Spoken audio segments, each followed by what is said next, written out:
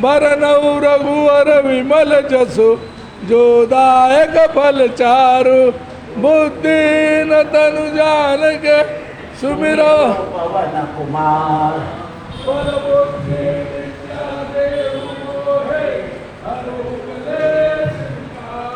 जय हनुमान ज्ञान गुण सागर जय कपीश तिनि लोक उजागर अंजलि पुत्र पवन सुत नामा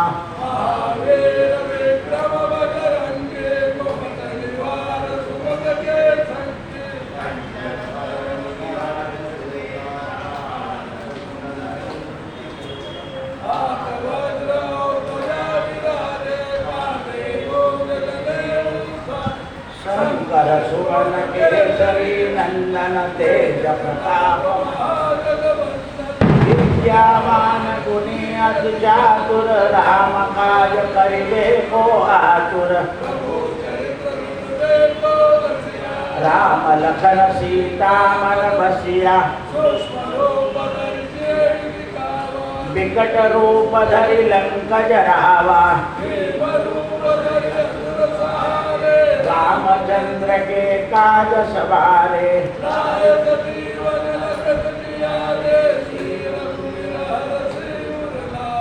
रघुपति के ने बहुत बड़ाई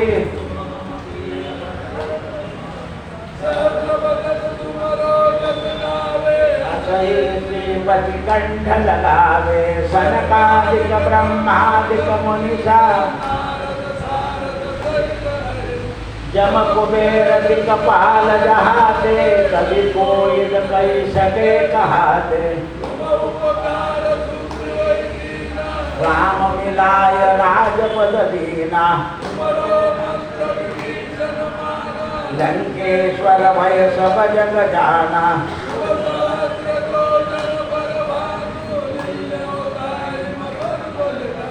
प्रभु मुद्रिका मेल मुख माई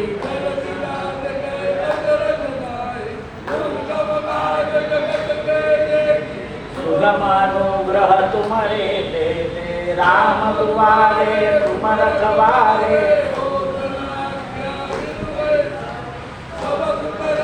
तुम्हारी शरणा तुम रक्षक काहू को डरना तीनों लोक हाकत ही खापे भूत पिशाच निकट नहीं महावीर जब नाम सुनावे नासे जपत निरंतर हनुमत तेरा संकट ते हनुमान छुड़ावे सब पर राम तपस्वी राजा तिनके काज सकल तुम साजा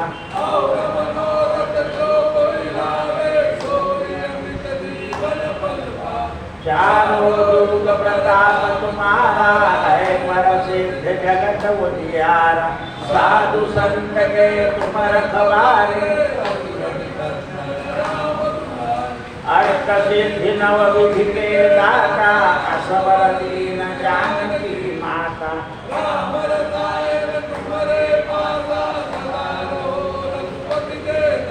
तुम्हारे भजन राम को पावे जन्म जन्म के दुख विसरावे जहाँ जन्म हरि भक्त कहाई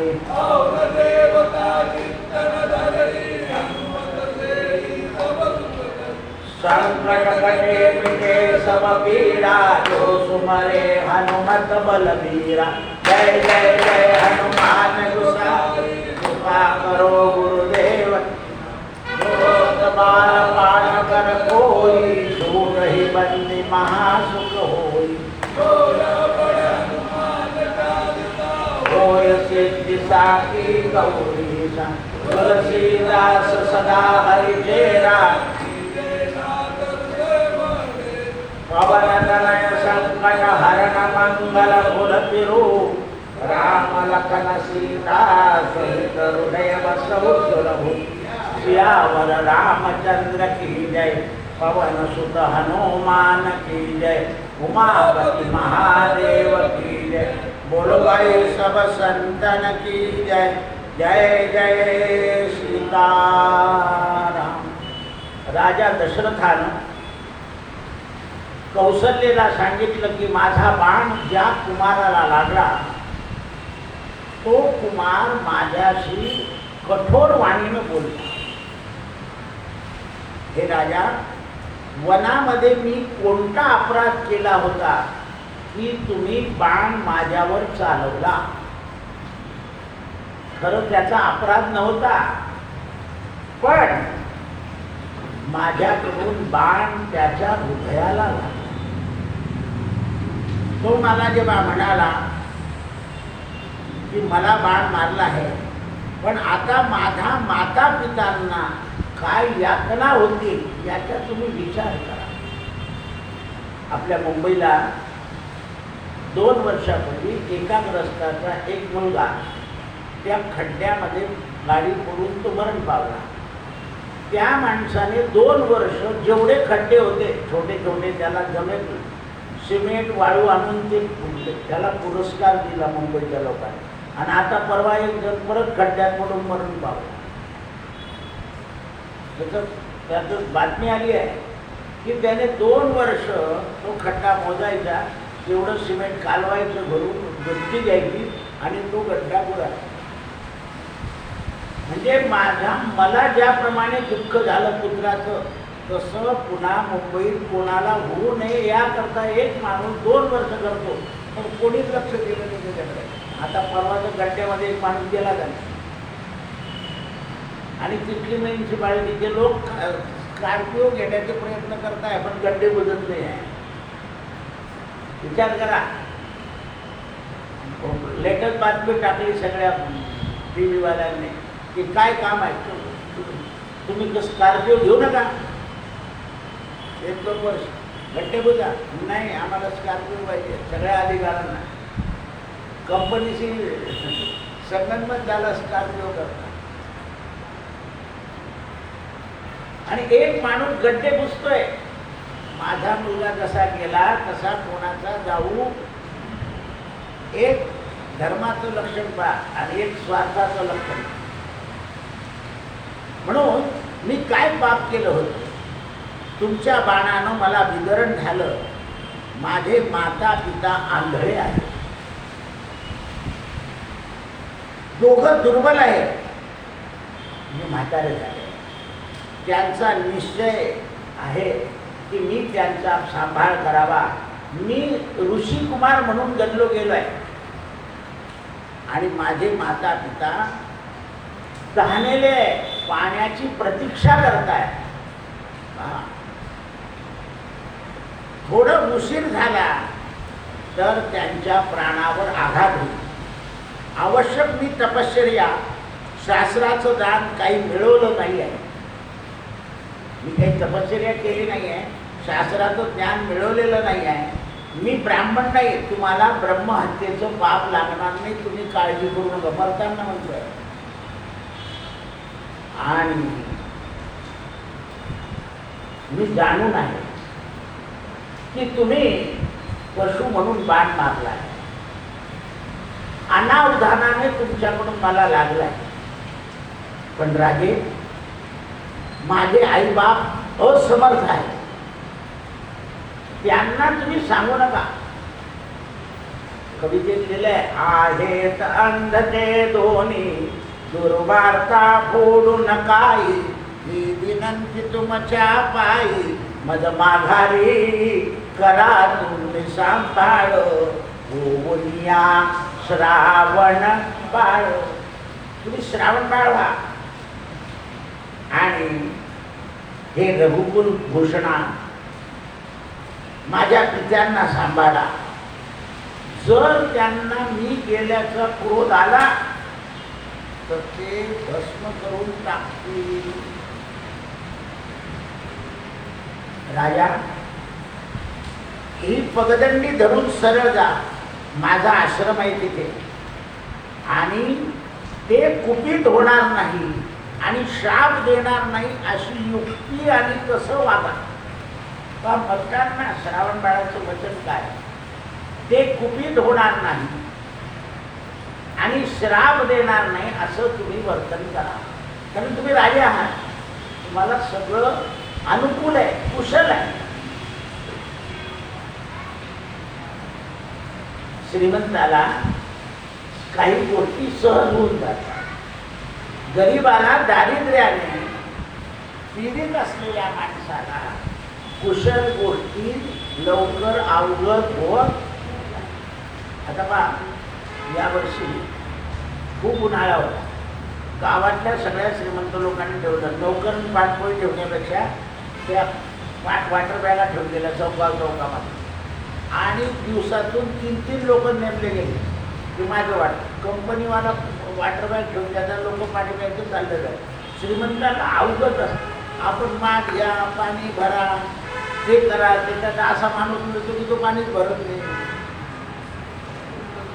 म्हणजे 2 ठिकाणी तुम्ही उद्घाटन केलं त्याचं त्या पाणपोळीचं, पण इथे याही कॉर्नरला ठेवलेलं होतं. म्हणजे अनुकूल परिस्थिती कशाने होते? अर्थाने. आणि संयोजक मिळून जातात. सगळ्या लोकांचे संयोजक ताबडतोब मिळतात. सुशिक्षित लोकांनी वाटून घेतात ते काम, आणि त्यामुळे ते कामं होतात. आपल्यासारख्या पराधीन लोकांची कामं लवकर होत. काय सुंदर समजून सांगितलं राजाला, महाराज मी मुनी कुमार नाही आहे, मी मुनी वेश घेतलाय, तुम्ही चिंता सोडून द्या, तुम्हाला पाप नाही लागणार. हो, स्वतःचा प्राण जातो आहे तरी पाप लागणार नाही असं वाणीने म्हणतोय. कारण ही बुद्धी मला का झाली राजे? तर त्याचं कारणही सांग. मी आई वडिलांची सेवा केलेली आहे आणि आता मी सेवेपासून मुकणार आहे. सेवेपासून धर्मबुद्धी तेव्हाच होते की जो मनुष्य आई वडिलांची सेवा करतो. ज्याने मारलंय त्यालाही वाईट बोलत नाही, धर्मबुद्धी आहे.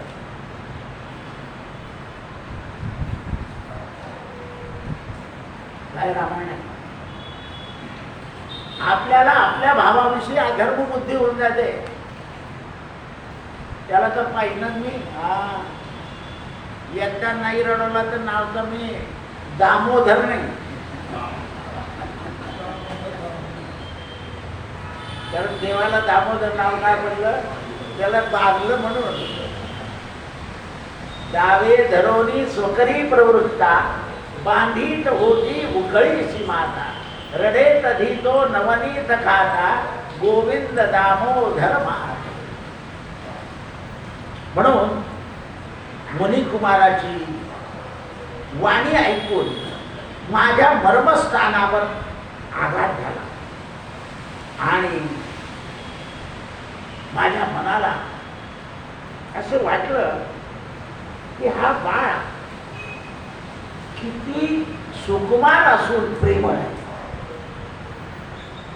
मुनी कुमाराचं वचन ऐकलं आणि माझ्या मनामध्ये चिंता, क्लेश आणि दुःख उद्भवलं. कारण याला इतकी यातना होत आहे तरी हा अमंगल बोलत नाही. तर मनुष्याला द्यायला लागल्या तिला काय आपण तुझं पुढच्या तुला दिसलं नाही का? काय म्हटलंय? बापाची गाडी काय जोरात चालवतो? बरोबर. जुन्या गावात तर काठी घेतली की हा.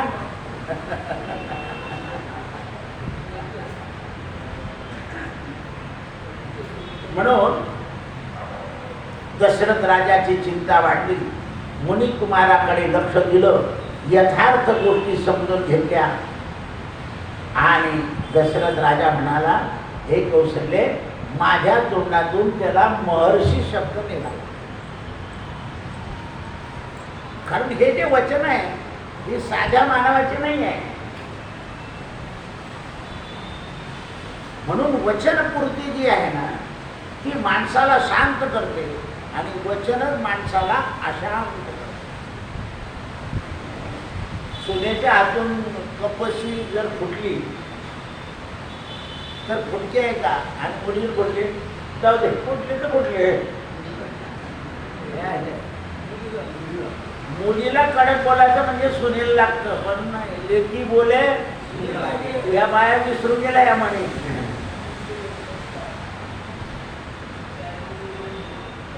आणि सासूच्या हातून फुटली तर काय आहे तुम्हाला माहिती आहे का म्हणतो, तिने चांगली विसरली नाही म्हणून माझ्या हातून फुटली. हा अशी मारते ती जिल्हा पेठ मधली सासू.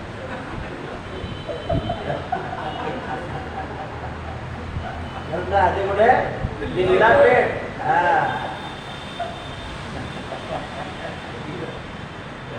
तिने विसरली नीट म्हणून चिकट होती म्हणून छटकली माझ्या हातून. आज सकाळची प्रवचनात आनंद होता ना, आताही आनंद आहे. म्हणून ते म्हणतात की माझ्या मनामध्ये चित्तामध्ये इकडे उद्वेगी होता आणि त्या ऋषी कुमाराचे वचन ऐकून मनात आनंद होता. मला ब्रह्महत्या घडली याच्या चिंतेनं माझ्या हृदयामध्ये कलकल होत होतं कौशल्य. पण त्याने मला ब्रह्महत्या घडली नाही, कारण असं सांगितलं मी ब्राह्मण नाही आहे.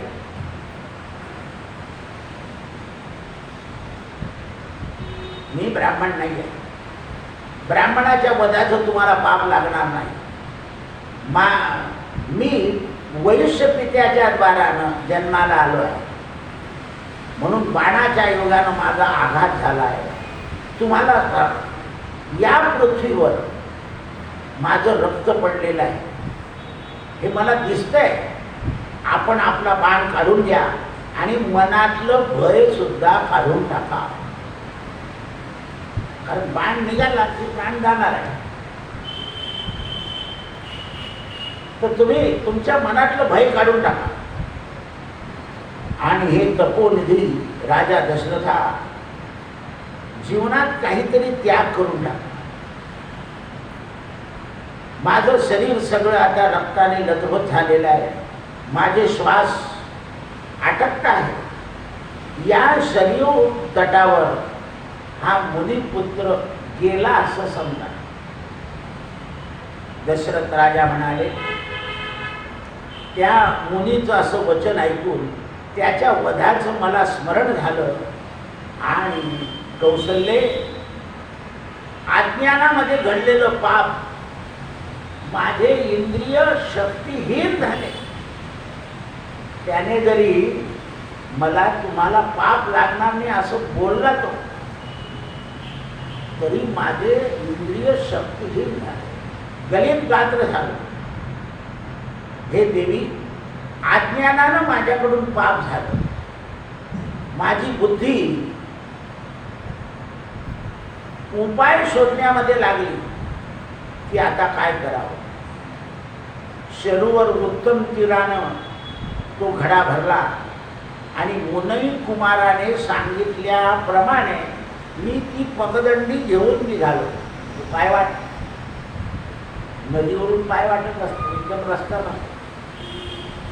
आणि तिथे पोहोचल्यावर दुर्बल दोन आंधळे माता पिता, त्यांना कोणी सहाय्यक नाही, अशा गवताच्या पर्णकुटीमध्ये पाहिलं आणि त्यांचा शब्द माझ्या कानावर यायला लागला. ते दोघंही आपल्या पुत्राची चर्चा करत होते. केव्हाचा गेला, आला नाही, आपण त्याला कडक बोललो म्हणून राग आला का, आपल्याला सोडून तो चालला गेला का. त्यांचे शब्द माझ्या कानावर पडले आणि आज आपला पोरगा सुद्धा तसाच चालला गेला.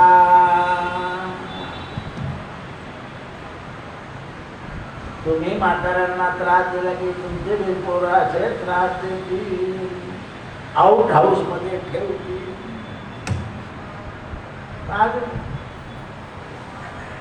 म्हणून खेड्यावरच घरवर पण आपण विकून टाकतो फ्लॅट करता.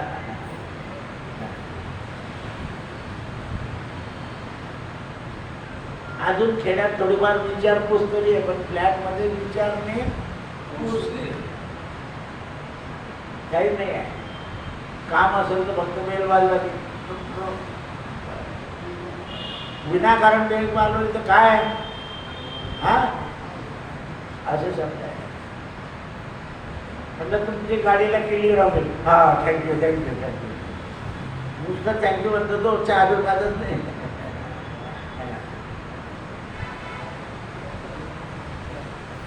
लक्षात ठेवलं. म्हणून माझ्या हृदयामध्ये शोक भरला. मी घाबरायला लागलो. भयानं मी सुद्धा बेहोश व्हायला लागलो. माझे पाय थरथर करायला लागले आणि आतल्या आत ओढायला लागले. काय वर्णन केलं बघा. असं काही घटना दुर्घटना झाली की आपले पाय असे ओढले जातात. रक्ताभिसरण गतीनं झालं. आणि मी त्यांचं ते भाषण ऐकल्यावर माझा चाहूल लागला. ते म्हणाले, श्रावणा अरे आमच्या बोलण्याचा राग आला का तुला? म्हणून लवकर आला नाही का तू? का पाणी सापडलं नाही? मातेनं सांगितलं, बाळ आई वडिलांचा राग मानायचा नसतो. कारण आई वडील मुलाच्या हिताकरता बोलत असतात. मला ऐकायला आहे का? राणा असेल तर मुलगा कुठे वे, मला काही कोणाची गरज नाही. माझा सासरा पक्का आहे.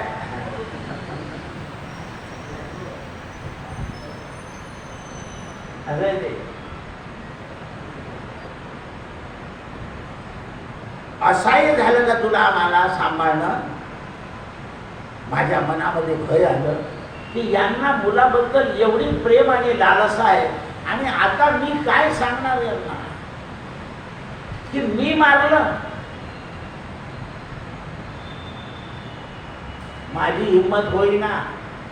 पण पुन्हा एक विचार आला, त्या मुलाने आपल्याला श्राप न देता माझ्या आई वडिलांना पाणी पाजा आणि सांभाळा सांगितलंय. कारण आपण राजे आहोत, आपल्याला सांभाळणं अशक्य नाही. अशक्य नाही. त्यावेळेस मनामध्ये भय होतं. पाय लटलट करत होते. मानसिक व्यथा झालेली होती आणि घडलेल्या पापाचा पश्चाताप होता. पण आणखीन एक मनात विचार आला, कौशल्य, की यांनी जर यांच्या पुत्रांचा मृत्यू ऐकल्यावर यांना मरण आलं तर आपलं काय व्हायचं? 1, 2 आणि 3. कारण राजा बुद्धिमान आहे, रघुकुल भूषण आहे, विचारशील बुद्धी आहे. अहो वाईट वार्ता आपल्या लोकांवर घेऊन घेऊन झालं का असं विचारायची बोलले. नाही एखाद्या उरकान जेवण आपल्याला जरा महत्वाचं काम आहे. एखादी घटना नाही, त्यांचं जेवण झाल्यावर सांगतात की तुमचा साडू गेला. आता तर काही करत लगेच घंटी वाजता लगेच करून जातात. पूर्वी लोक सांगायचे नाही, जेवण जेवण झालं का असं विचारायचे आणि मग सांगायची बातमी दुर्घटना. आता घटना लगेच सांगितल्या जातात. कारण एखाद्या वेळा दुर्घटनेनं ऐकणाऱ्याच्या मनावर परिणाम होतो.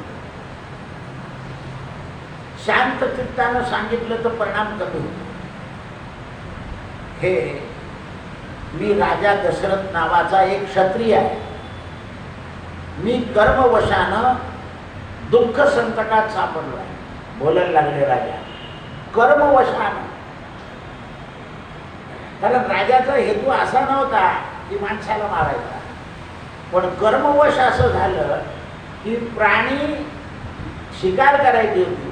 पण नेमकं त्या चंबूचा जो आवाज आहे तो त्यांना हत्तीच्या पाणी पिण्यासारखा वाटला आणि अनुसंधान गाठलं. मी राजा आहे. माझ्याकडून आजपर्यंत कोणत्याही सत्पुरुषाची निंदा झालेली नाही. भगवान, माझ्या धनुष्यानं सरयू तटावर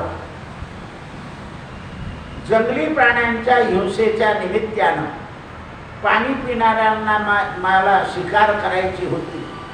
म्हणून थोड्या दिवस काही काळ मी तिथे थांबलो आणि तुमच्या पुत्राच्या घड्याचा म्हणजे घागरीचा आवाज मला ऐकू आला आणि मला असं वाटलं की हत्ती पाणी पितो आहे, म्हणून मी त्याच्यावर ब्राण सोडला. त्या तपस्व्याच्या छातीत तो ब्राण लागला आणि तो मृतप्राय झाला आणि धरणीवर पडला.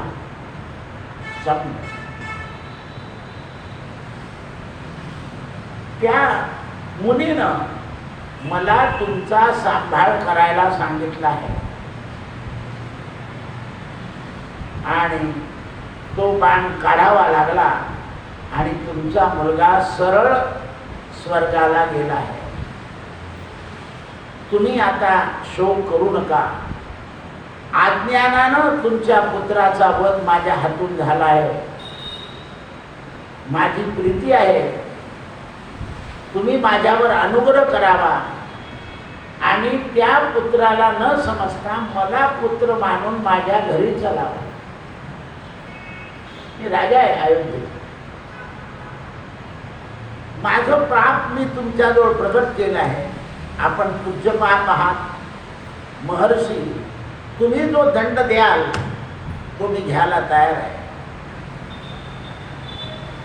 माझ्या डोळ्यावर अश्रूच्या धारा आहे, दीर्घ श्वास चालला आहे आणि तेवढ्या वेळामध्ये त्या दोन्ही अंधांनी अंबरडा फोडला की श्रावणबाळ गेला. हे राजा, पाप कर्म सांगायला तू आला आहे. शीघ्र आमच्या मस्तकाचे शेकडो तुकडे व्हावे आणि तुझे सुद्धा तुकडे झाले असते, कारण तुला बाल हत्या घडली आहे.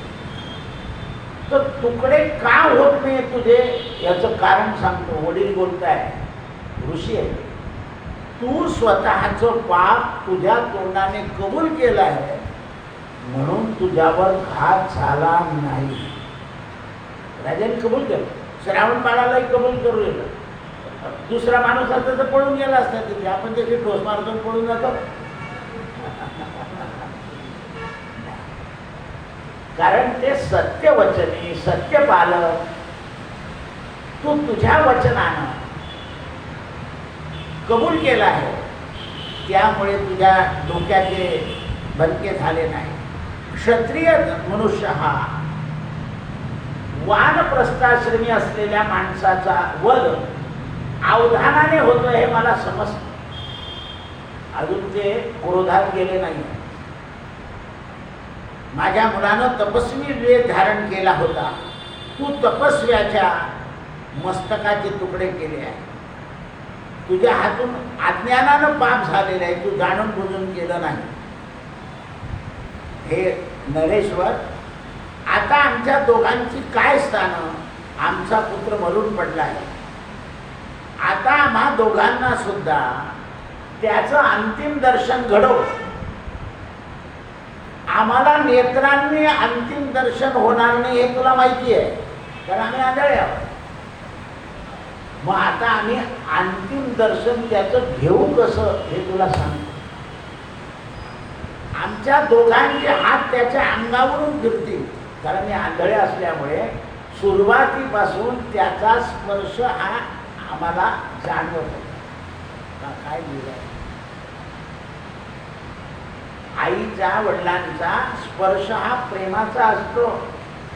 पण आपण म्हातारे झाले की कशाने बच्चू काय वळवळ करता, कसं हे लावून बोलता.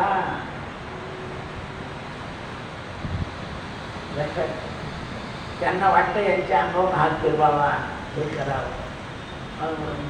आई असली दाशने हात फिरवून अशी बोलून हे काय लावलंय.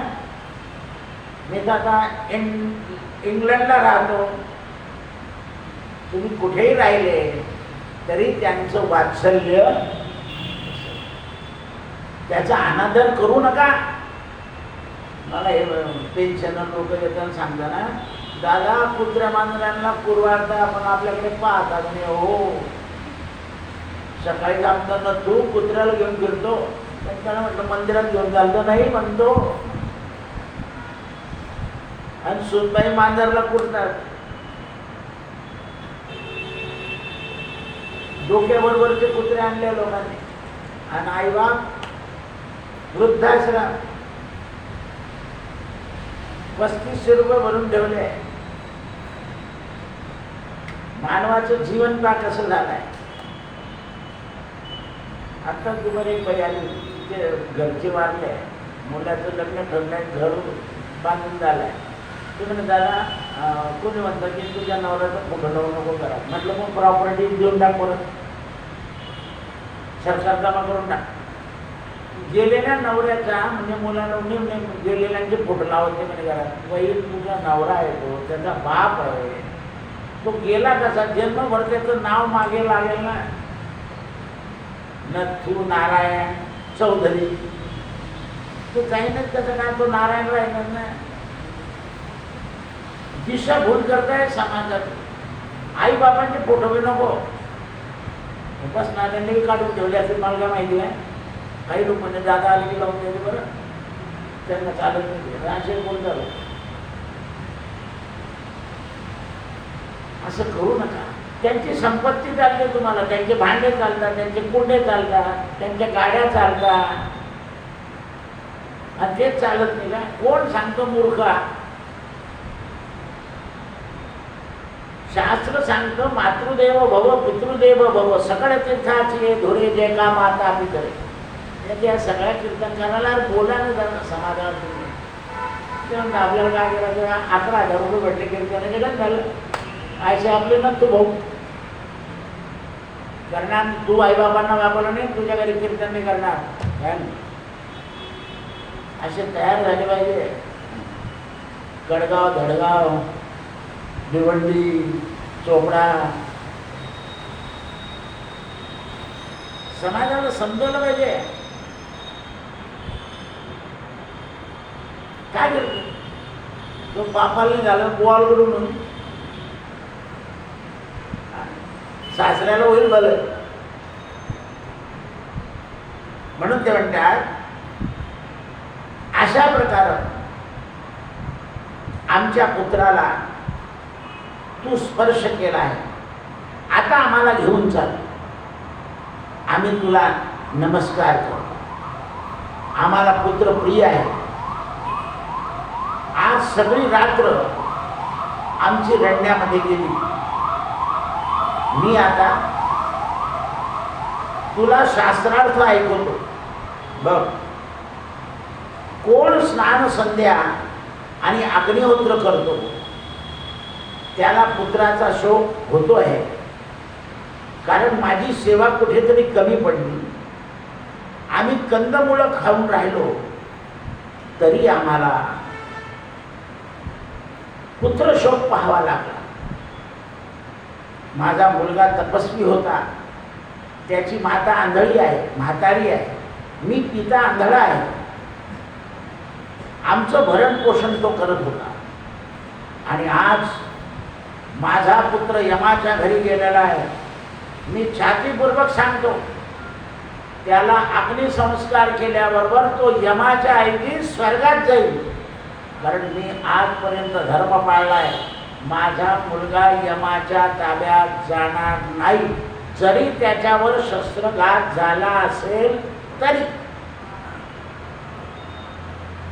इतकी शास्त्रार्थ सांगतो म्हणे मी, आणि राजाला शास्त्रार्थ सांगताय. धर्माप्रमाणे मी वागलेलं आहे, कंदमुळं फळं खाल्ली आहे, रोज अग्नोत्री केली आहे, स्नान संध्या केली आहे. माझ्या मुलाची अधोगती होणार नाही. आपल्यासारखी काय म्हणते, बाबांच्या डोक्यावर आता परिणाम असं आहे. आम्ही बोलतो होईल तो.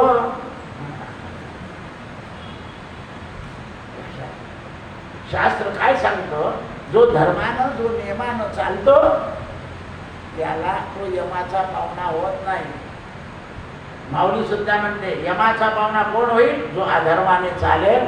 तो जो धर्माने चालेल तो यमाचा पाहुणा होईल. अंतिम समयी जरी देवाचं नाव तोंडात आलं तरी यम निघून जाईल.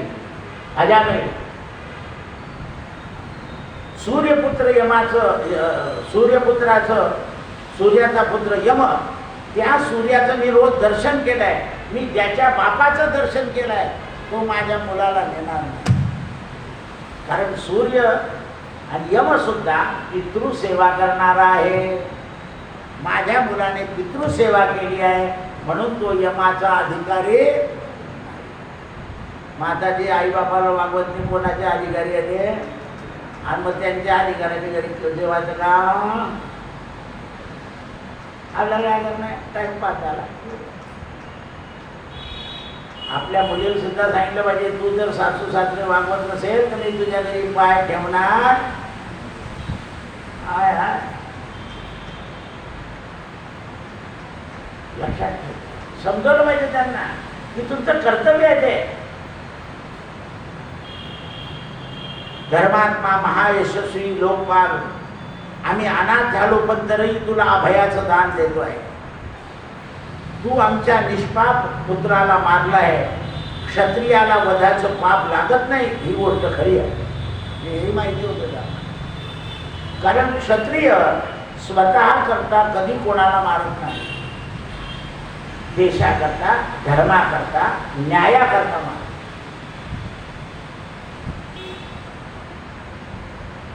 हे शूरवीरा राजा, तुला तुझा इतिहास सांगतो. राजा तुझा वंश सगळ राजा शौभी, दिलीप, जन्मेजय, नहुष, धुरंधर यांना सद्गती मिळाली. कारण काय? त्यांनी हिंसा करून सुद्धा स्वाध्याय केला, तपश्चर्या केली आणि परब्रह्माची प्राप्ती करून घेतली आहे. हे वत्सा, तुझ्या पूर्वजांनी भूमिदान दिली आहे म्हणून भूमिदानाचं महत्त्व आहे.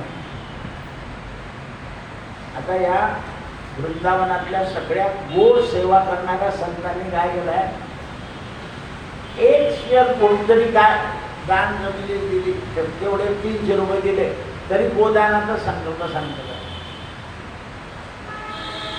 1 फूट जमीन, 10 फूट जमीन, 5 फूट जमीन, त्या जमिनीची सगळी हे काढून 1 फुटाला किती म्हणजे आपण कसं म्हणतो 5000 स्क्वेअर फूट, 7000 स्क्वेअर फूट कसं. कारण भूमिदान अत्यंत महत्वाचं. म्हणून तुझ्या पूर्वजांनी भूमी केलेली आहे म्हणून तुला आम्ही श्राप देणार नाही. कारण तुम्ही सूर्याच्या वंशातले आहे, रघुकुल भूषण. राजा आणखीन हादरतो की यांना इतकं ज्ञान आहे आणि एवढ्या ज्ञानी माणसाचा पोरगा मी मारला म्हणजे मी किती अधपतनी आहे याची भीती मनात होते आहे.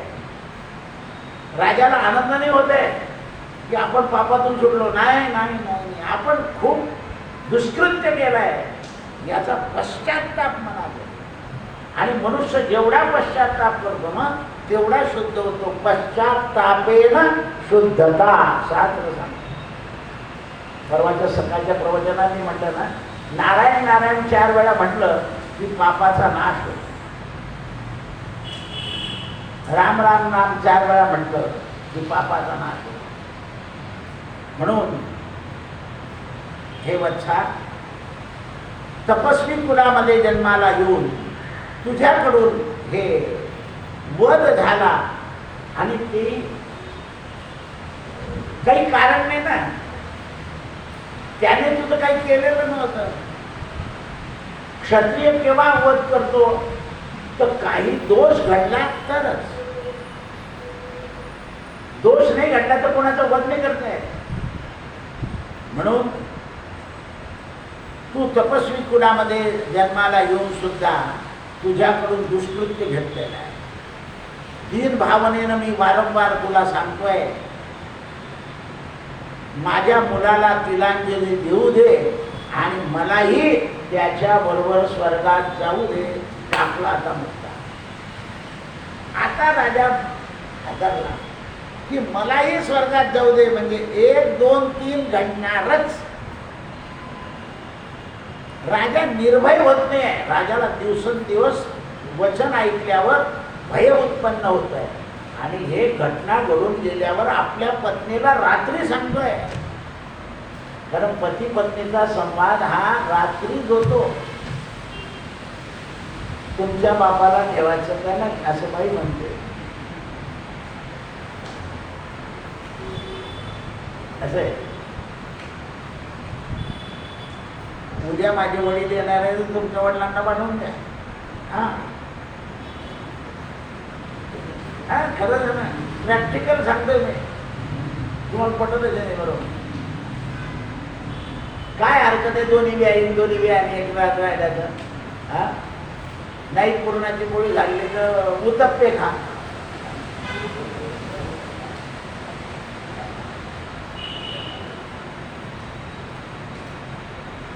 हरभऱ्याच्या डाळ उडत तुला पण एक बसून खाणं झालं.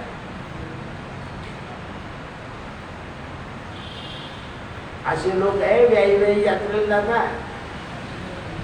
आहे ना सज्जन लोक नाही असं नाही म्हणे बा अरे गरीब माणूस आहे आपला आपल्याला भागून नाही तर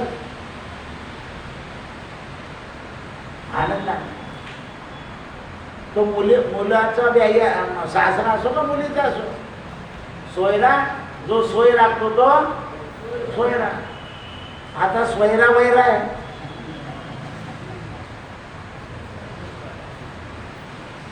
सोयी राखतो म्हणून इंद्रानं सुद्धा एक मुहूर्तभर सगळ्या सिद्धांना सांगितलंय की जे माता पितांची सेवा करतात त्यांना सरळ स्वर्ग आहे. आता आम्हाला घेऊन चाल.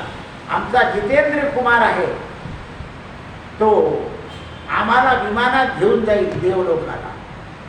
पत्नी सहित तपस्वी मुनीनं राजा दशरथाचे हात धरले. मुलीचा हात राजाच्या हातात आणि आंधळ्याच्या हातात पत्नीचा हात आणि हात. त्यांनी आपल्या हाताने मुलाला तिलांजली दिली आणि हात जोडून उभे राहिले. हे राजा आज आम्ही तू आमच्या मुलाला मारलेला आहे. मरणाचे कष्ट त्याला झालेले आहे. आमचा मुलगा आम्हाला पुत्रहीन करून जातोय.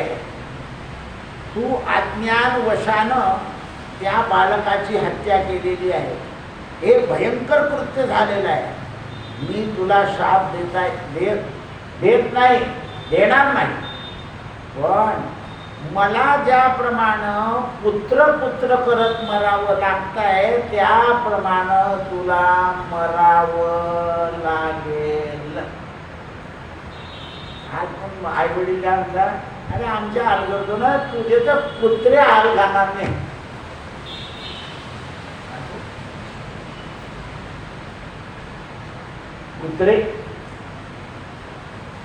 कुत्र्यापेक्षाही बेहत्तर आलो तुला. आधी कुत्रे एसी मध्ये राहतात.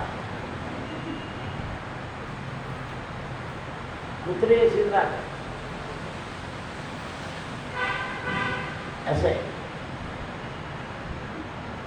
म्हणून हे राजा आमचा वियोग होईल तुलाही वियोग होईल कौसल्या. म्हणून आज आपल्याला रामाचा वियोग इतिहास सांगितलाय सगळा. त्याच्यामध्ये काय कळालं आपल्याला की राजा दशरथानं अनावधानाने मारलाय. त्यांनी त्याने अनावधानाने मारलेलं पापाचं दंड दिला नाही राजाला. पण आम्ही ज्याप्रमाणे तळमळतोय त्याप्रमाणे आता राजा म्हणे पोरं होतील जेवण जातील जेवण कोणी पाहिलं. पण तो प्रसंग आज उभा राहिला. जगन्नियता पोटी आला तरी हाल भोगावे लागले. म्हणून काही लोक म्हणणार देवाचा बाप आला तरी तुला सुटणार नाही भोगावते याच्यावरून आहे. कृष्णार म्हणा सत्यगुरु राय कृपा सेवा मस्तकी तो जाणा ठेविला कर परिणामी